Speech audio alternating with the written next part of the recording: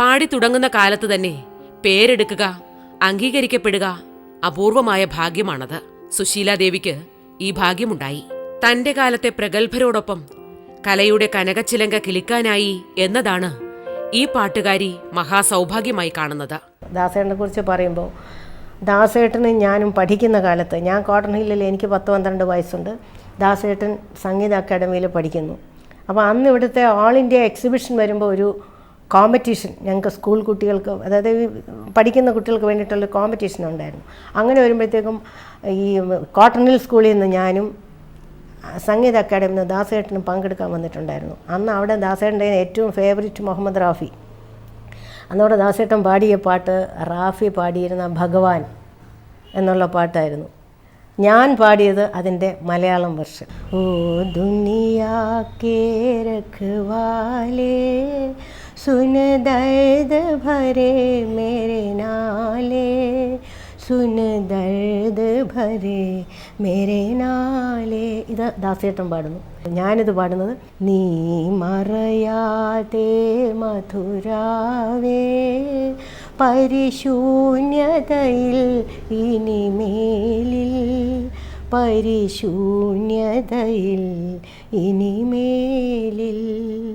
ഇത് ഞാൻ പാടുന്നു. രണ്ടും ഒരേ ട്യൂൺ, അത് മാത്രമേ. പ്രൈസ് വന്നപ്പോൾ ആൺകുട്ടികളിൽ ദാസേട്ടൻ, പെൺകുട്ടികളിൽ എനിക്കും ഫസ്റ്റായി. പക്ഷെ പിന്നെ പിൽക്കാലത്ത് ഞങ്ങൾ രണ്ടുപേരും കൂടെ മൂക്കില രാജ്യത്തെ പാടുമ്പോഴും ഞാനാണ് ഇത് എന്ന് ദാസേട്ടൻ അറിയാമോ എന്ന് എനിക്കറിയില്ല. പറയാനുള്ള ധൈര്യവും എനിക്ക് വന്നില്ല. കാര്യം എന്തെന്ന് പറഞ്ഞാൽ ദാസേട്ടൻ എന്നങ്ങ് ഔന്നത്യത്തിൻ്റെ കൊടുമുടിയിൽ നിൽക്കുന്നു. ഈ കാര്യം ഞാൻ പറഞ്ഞാൽ കേൾക്കുന്നവർ ചിരിക്കുകയല്ലാതെ മറ്റൊന്നും ചെയ്യുന്ന എനിക്ക് തോന്നുന്നില്ല. അതുകൊണ്ട് ഞാൻ നിശബ്ദയായിരുന്നു, മിണ്ടിയിട്ടേയില്ല. കന്നിപ്പൂം പൈതൽ ആണോ പെണ്ണോ, ആണായാൽ ഞാൻ തരാം സമ്മാനം. കുറച്ച് സിനിമകളിലാണ് പാടിയതെങ്കിലും ചലച്ചിത്ര രംഗത്ത് ഒരു ഗായിക എന്ന നിലയിൽ ഇവരുടെ പ്രശസ്തി വളരെ വലുതായിരുന്നു.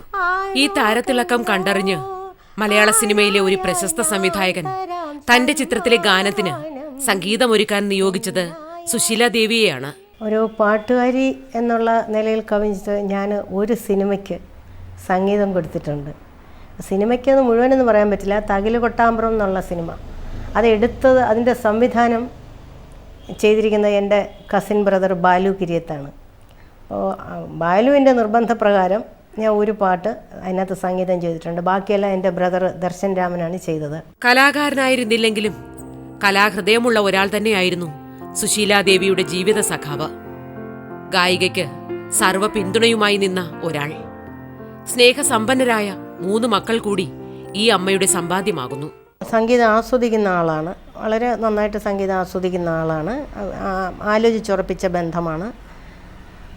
ഭയങ്കര എന്നെ വളരെയധികം എന്താ പറയേണ്ടത്, ഈ ഫീൽഡിൽ എന്നെ വളരെ മുന്നോട്ട് വരാൻ ഭയങ്കരമായിട്ട് സഹായിച്ച ഒരാളാണ്. അത്രയ്ക്ക് എന്നെ പ്രോത്സാഹിപ്പിച്ചിട്ടേ ഉള്ളൂ. എൻ്റെ കൂടെ എല്ലാ പ്രോഗ്രാമിനും വരും. സ്റ്റേജിൻ്റെ ബാക്കിൽ പോയി നിന്നിട്ട് കേട്ടിട്ട് പറയും, അവിടെ നിന്ന് ഇങ്ങനെ കൈ കാണിക്കും. അതെനിക്കൊരു ഭയങ്കര പ്രചോദനമാണ്. എനിക്ക് ആ സ്റ്റേജിൽ ഞാൻ ആദ്യം പ്രോഗ്രാം നിൽക്കുമ്പോൾ പുറകിൽ നോക്കും, ഇദ്ദേഹം അവിടെ ഉണ്ടെങ്കിൽ ഇങ്ങനെ കാണിക്കുമെങ്കിൽ നന്നായി പോകുന്നുണ്ടെന്നുള്ളതാണ് അതിൻ്റെ അർത്ഥം. പിന്നെ മക്കളുടെ കാര്യം പറയുകയാണെങ്കിൽ മൂത്ത മകൾ ബിന്ദു പ്രദീപ് എന്നാണ് അവളുടെ പേര്. പ്രദീപ് ഹസ്ബൻഡാണ്. അവൾക്ക് 2 കുഞ്ഞുങ്ങൾ. അവൾ മറ്റൊരു ദൃശ്യമാധ്യമത്തിൽ വർക്ക് ചെയ്തുകൊണ്ടിരിക്കുകയാണ്. രണ്ടാമത്തെ മകൻ, അവൻ്റെ പേര് വിനയകൃഷ്ണൻ. അവൻ ചാർട്ടേഡ് അക്കൗണ്ടൻ്റാണ്. അവൻ്റെ ഭാര്യയും കുഞ്ഞും ഒരു മോനുമുണ്ട്. അവർ വിദേശത്താണ്, ബോട്സ്വാന, ആഫ്രിക്കയിൽ ബോട്സ്വാനയിലാണ്. മൂന്നാമത്തെ മകൻ സോഫ്റ്റ്വെയർ എൻജിനീയറാണ്. ടെക്നോ പാർക്കിൽ ഒരു ഇൻസ്റ്റിറ്റ്യൂഷനിൽ വർക്ക് ചെയ്യുകയാണ്. അവൻ ഒരു ഓഫീസിൽ ഒരു കമ്പനിയിൽ വർക്ക് ചെയ്യുന്നു. അവൻ്റെ ഭാര്യ ഇപ്പോൾ പ്രഗ്നൻ്റാണ്. ഈ ഇടയ്ക്ക് കല്യാണം കഴിഞ്ഞു. കേരളത്തിലെ പ്രശസ്തമായ ചില കലാലയങ്ങളിൽ സംഗീത അധ്യാപികയായിരുന്നു സുശീലാദേവി. ഒരുപാട് ശിഷ്യ സമ്പത്തിന്റെ ഉടമ. കൃഷ്ണചന്ദ്രൻ, ശ്രീനിവാസ്, KS ചിത്ര, KS ബീന, ഭാവന രാധാകൃഷ്ണൻ, അരുന്ധതി തുടങ്ങിയ പ്രശസ്തരായ പാട്ടുകാരുടെ ഗുരുനാഥ എന്ന പ്രൗഢമായ പദവിയുടെ അലങ്കാരവും ഇവർക്കുണ്ട്. പാട്ടും സംഗീതവുമായി ചേർത്തുവച്ചതാണ് എന്നും സുശീലാദേവിയുടെ ജീവിതം. ചലച്ചിത്ര പിന്നണി ഗായികയുടെ തിളക്കമോ റേഡിയോ സ്റ്റാർ എന്ന താരപദവിയോ ഇന്നിവർക്ക് ഒപ്പമില്ല. പക്ഷേ ഇപ്പോഴും ഇവർ കലാലോകത്ത് സജീവമാണ്, സംഗീത ലോകത്തും.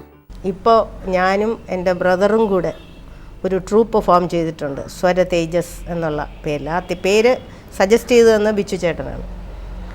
അതിൽ അവനിപ്പോൾ പാടുന്നുണ്ട് നന്നായിട്ട്. ഞാൻ ആഗ്രഹിച്ചതിലേറെ ഞാൻ അറിയപ്പെട്ട് കഴിഞ്ഞു.